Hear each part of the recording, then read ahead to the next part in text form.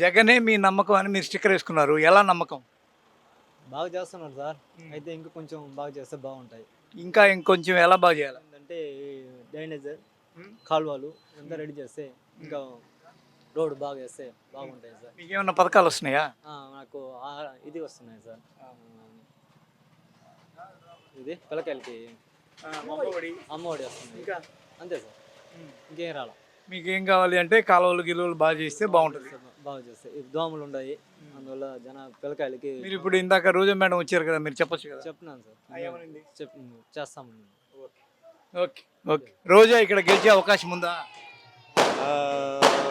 100% ఉంది. ఎందుకని ఎందుకని? ఎందుకంటే ఇప్పుడు అన్నీ కరెక్ట్గా చేస్తున్నారు ఆమె. ఇంతకు ముందు వాళ్ళకన్నా కొంచెం రావడం జనాల్లోకి, ప్రచారం కానీ ఏదైనా సరే జనాల్లోకి వస్తున్నారు, కనిపిస్తున్నారు, ఏదైనా సమస్యలు ఉంటే తెలుసుకుంటున్నారు. ఈ విధంగా చూస్తే విన్నే అవకాశం 100% ఉందని నాకు అనిపిస్తుంది. అంటే ఇక్కడ భానుప్రకాష్ అంత ఎఫెక్ట్ లేదా?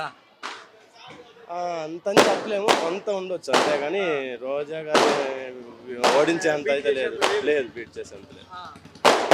ఇక్కడ ఆమె మంత్రిగా మీకు ఏం చేసినట్టుగా మీరు ఫీల్ అవుతున్నారు?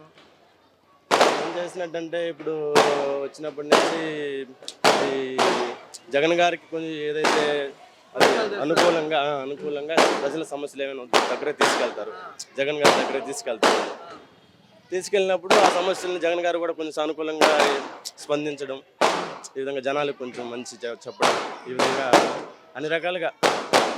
పర్సనల్గా రోజా అంటే మీ ఎలా ఉంటారు ఆమె మీ అందరితో నగరి వాసులు? ఆమె సన్నిహితంగానే ఉంటారు, జనాల్లోకి రావడం, క్లోజ్నెస్గా ఉంటారు, ఏదైనా సమస్యలు తెలుసుకోవడం, అడగడం, మాట్లాడడం, అంతేగాని చాలా వరకు చాలా బాగుంది.